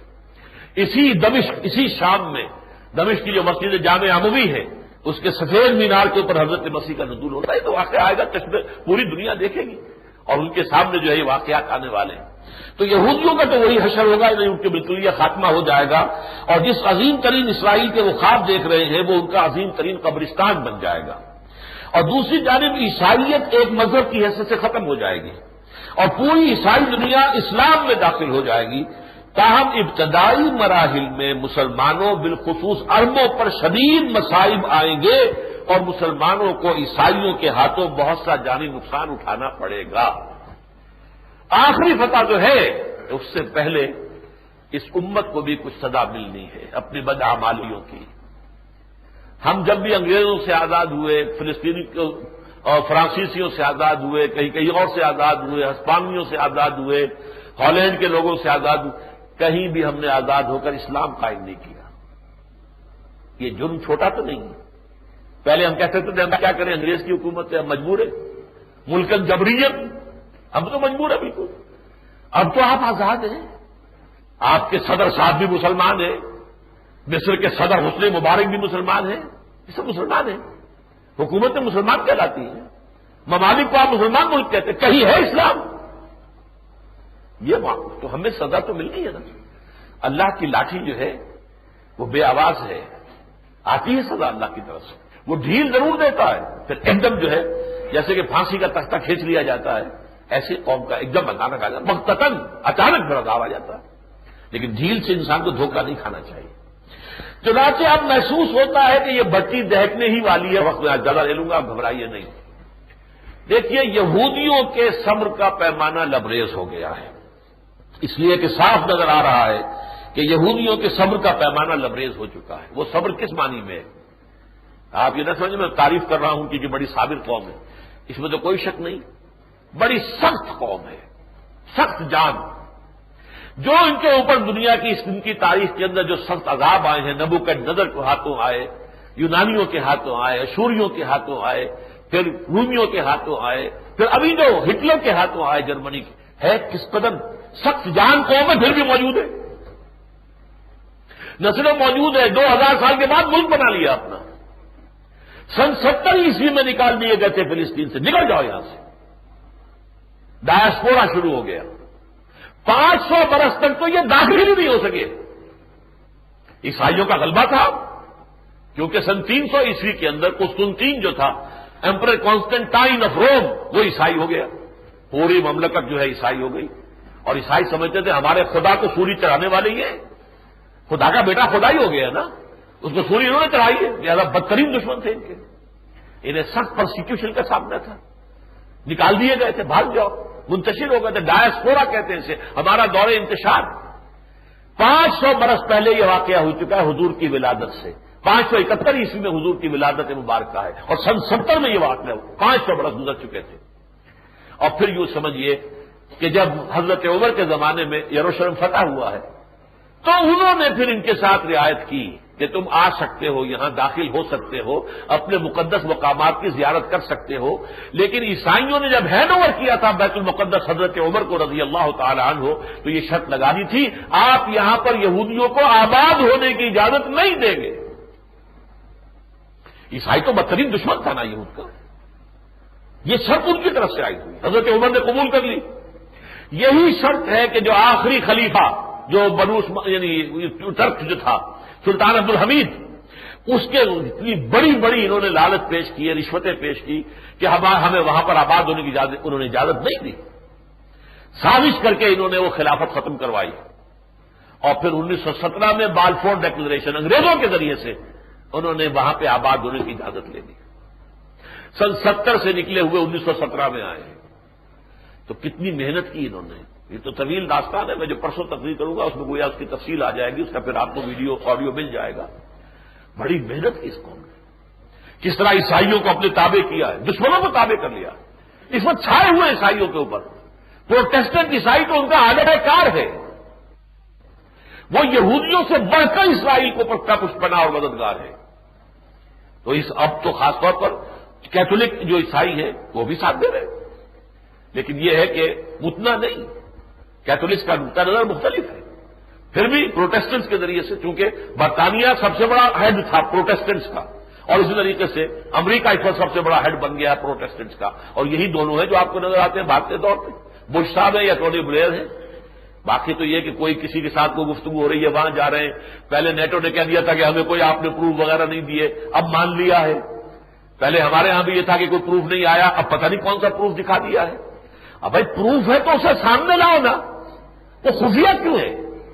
اگر آپ کے پاس اتنا بڑا ثبوت ہے تو اسے، اور طالبان کو بالکل نہیں بتانا، کمال ہے، آپ کا جو ملزم ہے یا مجرم ہے آپ کے بقول وہ طالبان کی تحویل میں ہے، وہ کہہ رہے ہمیں دکھاؤ، نہیں دکھانا، یہ دکھانا صرف جو ہے جن کی حمایت لینی ہے ان کو دکھا دینا، ان کے بھی گورنمنٹس کو، اور ان سے کہلوا دینا ہے، اور آپ کے ٹیلی ویژن پہ آ جائے گا کہ ہاں ایک ترجمان کہہ رہا ہے کہ کنونسنگ پروف ہے، کیا پتا ہمیں، یہ ان کے چیلے چاٹے ہو کر یہ بات کہہ رہے ہیں یا واقعتاً کوئی پروف ہے؟ اگر پروف ہے تو پھر ڈر کا آئے گا، لاؤ سامنے اس کو، پبلک کرو، اسے پبلسائز کرو۔ بہرحال اب مسئلہ کیا ہے، یہودی اصل میں اب اس نتیجے پر پہنچ چکے ہیں، کیونکہ یہ جو انتفاضہ چلا تھا جبکہ ٹیمپل کی انہوں نے بنیاد رکھنے کی کوشش کی تھی پچھلے سال، اور شیرون گیا تھا، مسجد اقصی میں داخل ہوا، تب سے یہ شروع ہوا دوبارہ انتفاضہ، نوجوان نکل آئے سڑکوں پر، انہوں نے پتھراؤ شروع کیا، اور اسے اب تقریباً 1 سال ہو گیا۔ اس دوران جتنے ظلم ڈھائے ہیں اسرائیل نے، اس کی وجہ سے پورا ورلڈ اوپینین ان کے خلاف ہو چکا ہے۔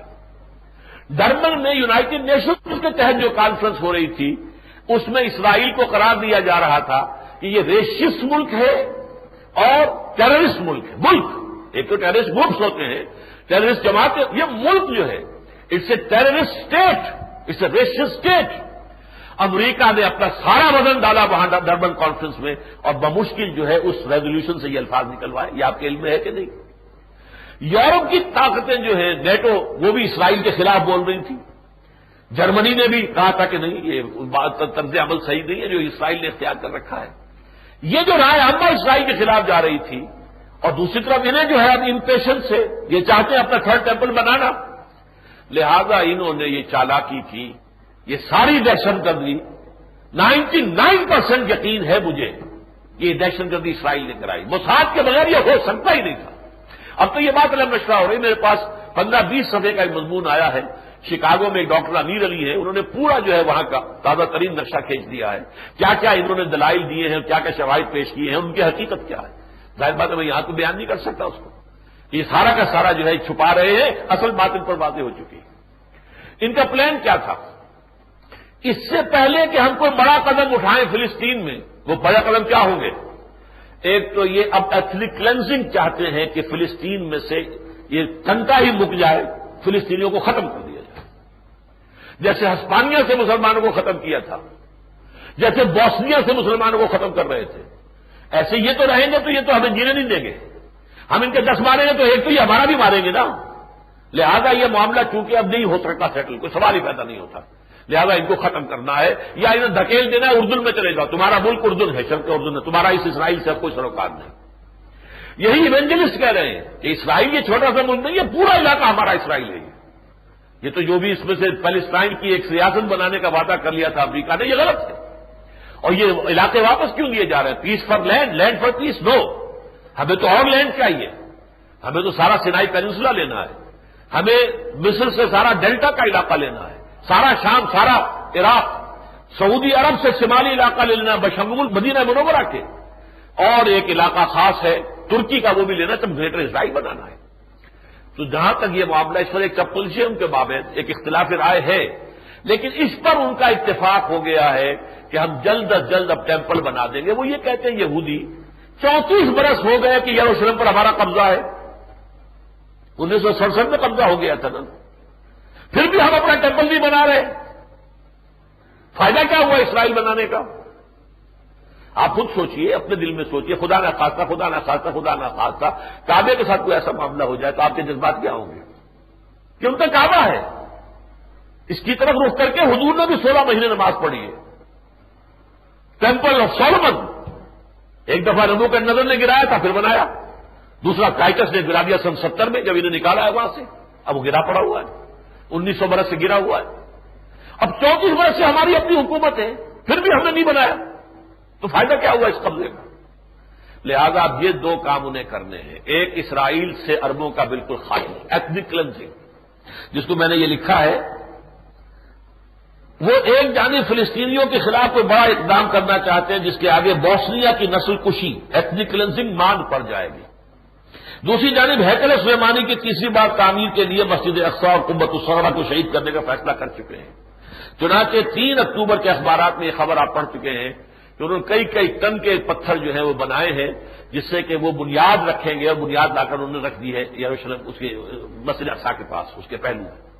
مسئلہ بالکل وہ جو ایودھیا میں ہو رہا ہے، رام مندر، اس کی جگہ بابر نے مسجد بنا دی تھی، مسجد گرا دی انہوں نے، اب وہ ٹیمپل وہاں تعمیر کریں گے۔ اسی طریقے سے یہ ہیکل سلیمانی، اسے رومیوں نے گرا دیا تھا، مسلمانوں نے یہاں مسجد بنا لی، قبۃ الصغریٰ جو ہے جہاں سے حضور کا آسمانی سفر شروع ہوا ہے جو معراج کا، اس کے اوپر یہ بہت بڑا گنبد جو ہے عبد الملک بن مروان نے بنوایا، اور اس حوالے سے یہ اب ہمارے لیے آج مقدس مقام ہے۔ اس میں صلح کیسے ہو سکتی ہے؟ مسلمانوں کے بھی تیسرا حرم ہے، یہ حرم مکی، حرم مدنی اور حرم القدس، یہ تیسرا حرم ہے۔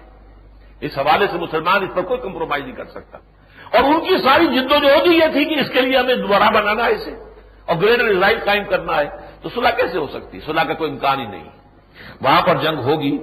اور تیسری جانب وہ امریکہ کے بھی دباؤ سے نکل جانا چاہتے ہیں۔ یہ ذرا جملہ میرا غور سے پڑھ لیجیے، امریکہ اگرچہ بحیثیت مجموعی پشت پناہ ہے، مددگار ہے، حمایتی ہے، محافظ ہے اسرائیل کا، لیکن امریکہ کو اپنی عالمی پالیسیوں کے پیش نظر یہ بھی چاہیے کہ عرب بھی اس کے دشمن نہ بنے۔ اتنا بڑا علاقہ ہے، پورا شمالی افریقہ ہے، پورا مغربی ایشیا ہے، عربوں کی دشمنی وارا نہیں کھاتی، لہذا پیس پیس پیس پیس ٹاکس پیس ٹاکس پیس ٹاکس یہ جو شروع کروائی امریکہ نے کروائی، اس لیے کہ اس کا جو اس بش کا بڑا باپ جو بش تھا جس نے کہ جنگ خلیج جیتی تھی، اس نے دباؤ ڈالا تھا، $10 بلین کا ایک معاملہ طے تھا نئی سیٹلمنٹس کے لیے اسرائیل کو دینے ہیں، انہوں نے کہا نہیں دوں گا جب تک کہ تم پیس ٹاک شروع نہیں کرو گے۔ اس کا یہی جرم تھا کہ الیکشن کے اندر اس کو ہروا دیا انہوں نے، یہ اور ہمارے آگے کھڑا ہو گیا بدماش، حالانکہ یہ تو اتنا بڑا ہیرو بن گیا تھا، 89% ریٹنگ تھی اس کی، مقبولیت کی عوام کے اندر، امریکہ کے اندر، الیکشن میں ہرا دیا، وہ دشمن ہے، اس لیے کہ اس نے ہم پر شک لگائی، دباؤ ڈالا کہ پیس پروسیس شروع کرو. وہ پیس پروسیس جو ہے وہ چلتا رہتا. کلنٹن نے تو واقعہ یہ ہے کہ جس قدر کوشش کی ہے، کیونکہ وہ یہ چاہتے ہیں کہ سانپ بھی بن جائے لاٹھی بھی نہ ٹوٹے، یعنی یہ اسرائیل کی حفاظت بھی ہوگا کہ اربوں سے دشمنی بھی نہ ہو. اتنے بڑا ملک ہے، اتنا بڑا علاقہ ہے، اتنے ان کے مسائل ہیں، آخر ان سے دشمنی کیوں بول لے رہی. اس پیس کے لیے اس کا جو دباؤ ہے ان پر، وہ یہ چاہتے ہیں کہ امریکہ کو بھی اچھی طریقے سے ایک سبق پڑھا دیں تاکہ وہ یہ دباؤ جو ہے ڈالنا ان پر چھوڑ دیں. تیسری جانب امریکہ کے دباؤ سے بھی نکل جانا چاہتے ہیں، جو وہ اسرائیل کی مکمل سرپرستی اور کامل پشت پناہی کے ساتھ ساتھ فلسطینیوں اور عربوں کے ساتھ کسی مصالحت کے لیے ڈالتا رہا ہے. لہذا اسرائیل نے اپنے ایجنٹوں کے ذریعے امریکہ میں ہولناک اور ناقابل تصور دہشت گردی کروا کے ایک طرف تو یہ کوشش کی ہے کہ امریکہ فوری طور پر مشتعل ہو کر افغانستان کے خلاف کوئی بڑا قدم اٹھا لے، جس کی لپیٹ میں ان کی خواہش ہے کہ پاکستان اس کی ایٹمی صلاحیت بھی آ جائے.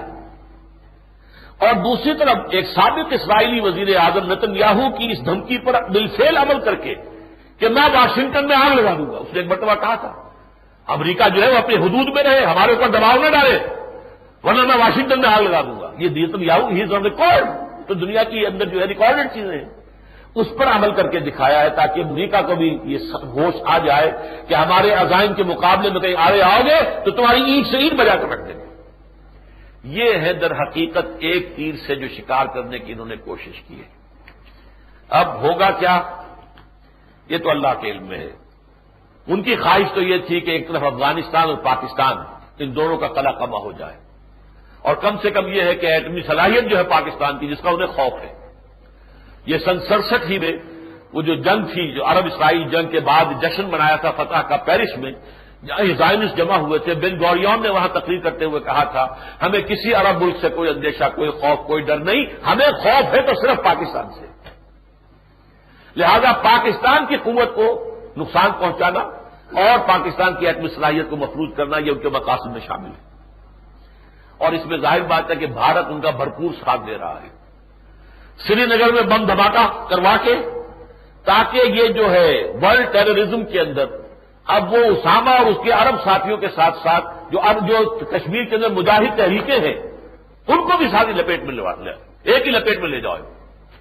اور یہ کہ اس کے اڈے ہم نے بتا دیے ہیں، اتنے اڈے 28 اڈے جو ہیں ان کے کیمپ جو ہے وہ آزاد کشمیر میں. اور اٹل بہاری واجپئی کا بیان آ گیا ہمارے پاس دو ہی راستے ہیں، یا تو ہم خاموش بیٹھے اپنی تباہی کو دیکھتے رہے، اور یا یہ کہ ہم جو آزاد کشمیر پر حملہ کرتے، یہ بیان آ گیا اس کا. تو یہ ہے اصل میں سازش. یہ دوسری بات ہے کہ ہوگا کیا یہ اللہ ہی جانتا ہے. انہم یکیدون کیدا واکید قیدا، یہ اپنی سی چالیں چل رہے ہیں، اپنے سے نقشہ کار بنائے ہیں، اور میرا اپنا ایک نقشہ ہے. اللہ تعالیٰ فرماتا ہے آخر کار جو اللہ کا نقشہ جو ہے پورا ہوگا. اس میں کوئی شک نہیں ہے کہ پاکستان یقیناً اس وقت نازک ترین دور میں سے گزر رہا ہے. جو فیصلہ کیا ہے مشرف صاحب نے ہمیں اس سے شدید اختلاف ہے، لیکن ساتھ ہی میں نے یہ بھی کہا تھا کہ میں یہ سمجھتا ہوں کہ وہ اپنی سمجھ کے مطابق پاکستان کے تحفظ کے لیے کر رہے ہیں. اگرچہ یہ تحفظ ہونا نہیں ہے، اس لیے کہ ایک دشمن کو ختم کرنے کے بعد دوسرے کے اوپر ان کا دعویٰ آنا ہی آنا ہے، آپ کی ایٹمی پاور پر آنا ہی آنا ہے، اس کو چھوڑنے والے نہیں ہے. اصل تار جو ہے یہ وہی کھینچ رہا ہے ان کی، لہذا وہ جو چاہیں گے وہ ہوگا. لیکن پاکستان میں ایک اندیشہ شدید ہے جو میں مشرف صاحب کے منہ پر کہہ کر آیا تھا کہ اس کا بھی اندیشہ ہے کہ پاکستان میں خانہ جنگی شروع ہو جائے، سول وار ہو جائے. جتنے بڑے پیمانے پر جو جلوس نکلا ہے کوئٹے میں، تمام ورلڈ میڈیا نے اس کو لیا ہے، مولانا فضل الرحمان صاحب نے جس کی قیادت کی ہے. آج مجھے نہیں معلوم کیا ہو رہا ہوگا راول پنڈی میں، لیکن آج ہی ٹونی بلیئر آ رہا ہے وہاں این اسی وقت، جبکہ مولانا فضل الرحمان صاحب کی طرف سے JUI کی طرف سے ایک جلوس کا اور ریلی کا اور جلسے کا جو ہے راول پنڈی میں پروگرام ہے. 5 تاریخ کو ابھی جو ہونا تھا کراچی میں جلسہ دفاع پاکستان اور افغانستان کونسل کے تحت، وہ تو اب غالباً دفاع پاکستان اور افغانستان کونسل تو بیک گراؤنڈ میں چلی گئی ہے. اب جماعتوں نے اپنے طور پر، چنانچہ کوئٹے میں بھی JUI نے صرف کام کیا، اور راول پنڈی میں بھی آج کا جو معاملہ وہ JUI کا ہے، وہ دفاع کونسل کے تحت نہیں ہے. اور کراچی میں 12 تاریخ کا طے کیا ہے جماعت اسلامی نے، وہ ان کا جماعت اسلامی کے تحت ہوگا. چلیے یہ بھی غنیمت ہے کہ ہر جماعت اپنی جگہ صحیح کام کر رہی ہے، لیکن حکومت کو جس طرح کی وارننگز دی جا رہی ہیں، اور میں جو الفاظ کہہ کر آیا تھا مشرف صاحب سے، وہ واقعہ ہو سکتا ہے. امریکہ تسلیم کر رہا ہے کہ ہو سکتا ہے، پاکستان ڈی اسٹیبلائز ہو سکتا ہے، اس لیے ہم یہاں کم سے کم مدد لیں گے پاکستان سے. سارا چکر لگا رہے ہیں یا تو عمان سے، مسقط سے، وہاں سے جو ہے سب سے بڑا وہ بالکل 100% وفادار ہے برطانیہ کے، ادھر سے وہ ازبکستان سے لگا رہے ہیں، وہاں سے کہیں یہ دو جو ہے یہ ان کا شمال اور جنوب سے، شاید وہ پاکستان کو اس معاملے کے اندر وہ نہیں چاہتے کہ مشرف کی حکومت ختم ہو، لیکن یہ ہو سکتا ہے خدا نہ خواستہ اگر کہیں اس میں واقعتاً حملہ وہاں پر ایسا ہوا کہ بڑے پیمانے پر ہلاکتیں ہوئی تو جو طوفان پاکستان میں اٹھ سکتا ہے اس سے ہو سکتا ہے کہ پاکستان ڈی اسٹیبلائز ہی نہ ہو، ختم ہی ہو جائے. اس لیے وہ کہیں گے پاکستان ڈی اسٹیبلائز ہو گیا، اب یو این او کی فوجیں داخل کر دو یہاں پر. یہاں تو وہی خانہ جنگی شروع ہو گئی ہے. بھارت کو اس سے بڑا موقع اور کیا ملے گا؟ وہ پولیس ایکشن کر سکتا ہے. لہذا یہ صورت یہ ہے ان کے نقشے، ہوگا کیا وہ اللہ جانے، وہ تو اللہ تعالیٰ کی مرضی، اللہ کی مشیت، اللہ کا مقصد کیا ہے وہ اس کو معلوم ہے. لیکن یہ کہ ہمیں واقعتاً سمجھنا چاہیے کہ یہ سارا معاملہ جو ہو رہا ہے افغانستان، یہ تو بیچارہ یوں ہی بیچ میں آ گیا. اصل ہے یہ صلیبیوں کا حملہ مڈل ایسٹ میں الملحمۃ العظما، الملحمۃ الکبریٰ کی جو ہے یہ ساری کی ساری جو ہے یہ پلاننگ ہو رہی ہے، اور بہت جلد وہ بھٹی اب مڈل ایسٹ میں، شرق اوسط میں یہ دہکنے والی ہے. اللہ تعالیٰ ان حالات میں آگے میں نے جو لکھا ہے وہ آپ کے پاس ہے. ان حالات میں مسلمانوں نے پاکستان کے کرنے کے کام کیا ہے، حکومت پاکستان کے کرنے کا کام کیا ہے، اور دوسرے یہ کہ ہمیں قنوت نازلہ جو ہے وہ تواتر کے ساتھ پڑھنی چاہیے اور دل سے دعا کرنی چاہیے کہ یہ تمام ان کے عزائم ناکام ہو جائیں اور اللہ تعالیٰ جو ہے مسلمانوں کو اور اسلام کو اپنی حفاظت میں رکھے. اللهم صل على محمد وعلى آل محمد كما صليت على إبراهيم وعلى آل إبراهيم إنك حميد مجيد.